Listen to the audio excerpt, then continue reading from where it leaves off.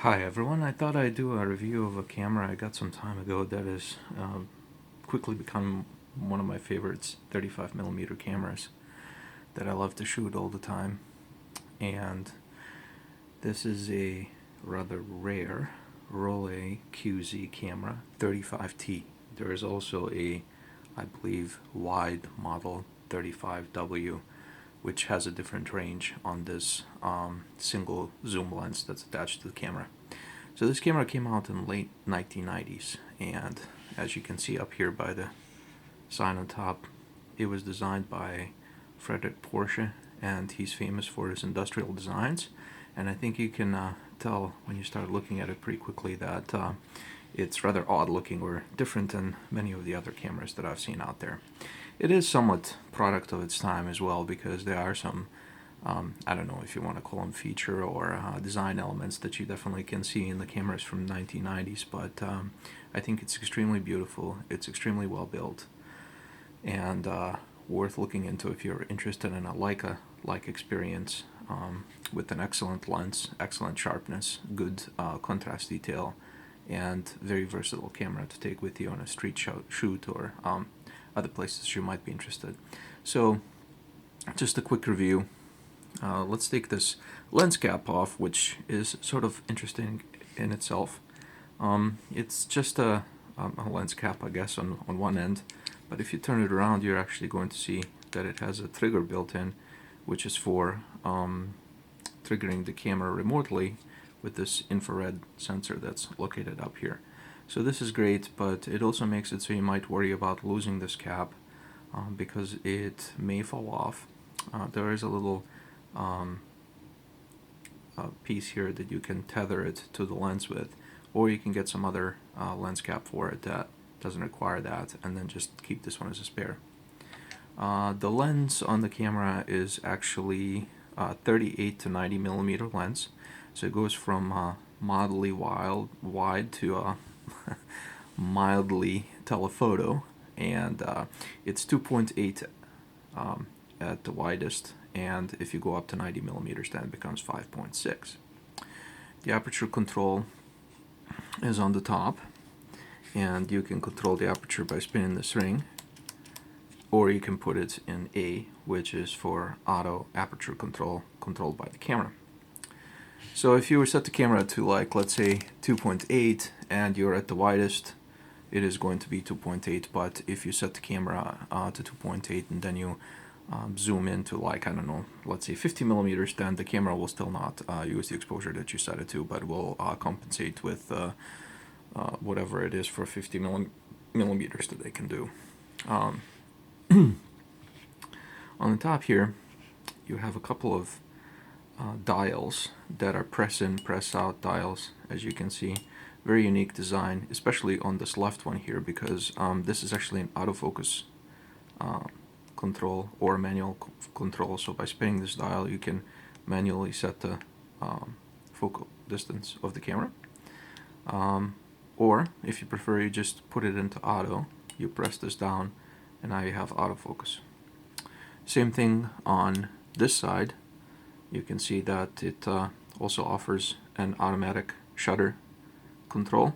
It has bulb, 15 seconds, 8 seconds, 4, 2, 1, and so on, all the way up to somewhat impressive 8,000th of a second speed. So if you think about it, it does then become clear that you can put this camera in complete automatic by putting all three of these into A mode, which is what I've just done now.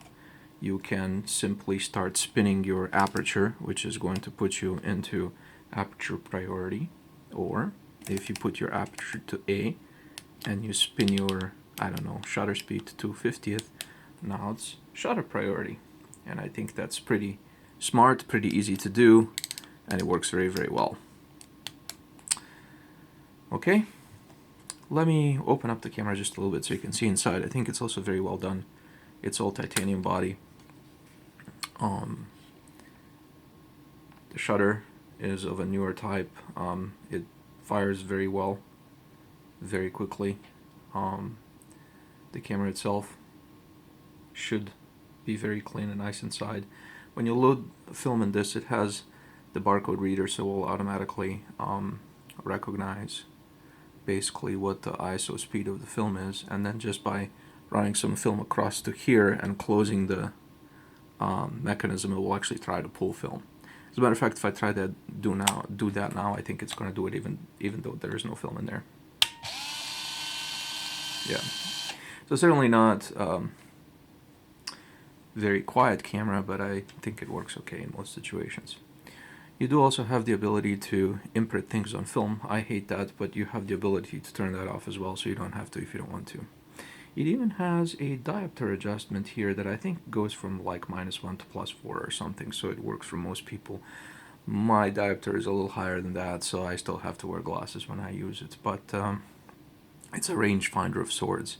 And the inside, when you look through, you will actually see the image being in focus or not, with a dot that's going to show up when it is in focus. That's also going to show you what the shutter speed and aperture are, and when it thinks it found the exposure. It also has little arrows showing you if you are overexposing or underexposing, so you can make adjustments if necessary. Alright, so now I'm going to turn the camera on. And again, like I said, it does make a little bit of a sound when you do that. First of all, telephoto and wide buttons are right here. So let's just move the camera to full telephoto, and I'll show you what happens to the lens in front. It actually gets extended quite a bit. And this is kind of, like I said, reminiscent of some of the much less expensive cameras that were made in the 90s, but I think it works very well. And it helps us take that pretty nice wide image, or telephoto image, depending on what you set it to. So I'm going to close that, and I'm just going to jump through pretty quickly through some options here that you can see this camera also has. So up on top here, now that it's on, you can see how it's automatically adjusting the shutter speed depending on what the lighting is. If you push this mode button, it will actually let you take a self-timer shot. That's the first option. Then from there it goes into, I gotta see this too small, remote control. This is bracketing actually. This camera has a bracketing function. It will take 3 shots.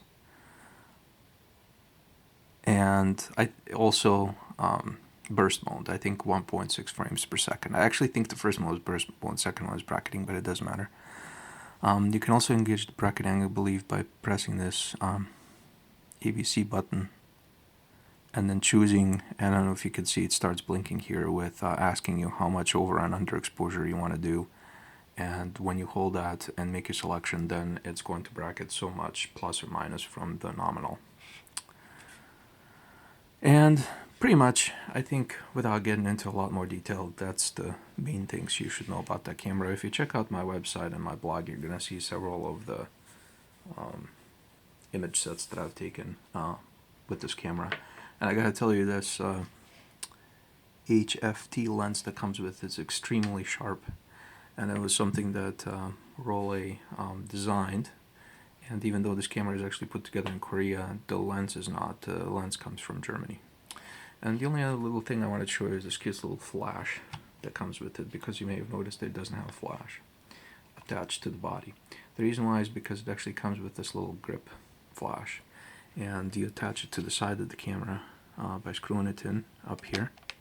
I don't know if you can see that there. And you use this little cord to attach the cord down here, making a connection to the camera. And then the flash head itself spins left and right, and then because of how it's attached to the camera, it allows it to spin up and down as well. So you can direct the flash so it is not directly into the face of the subject, and you're going to avoid red eye for the most part as well. Okay,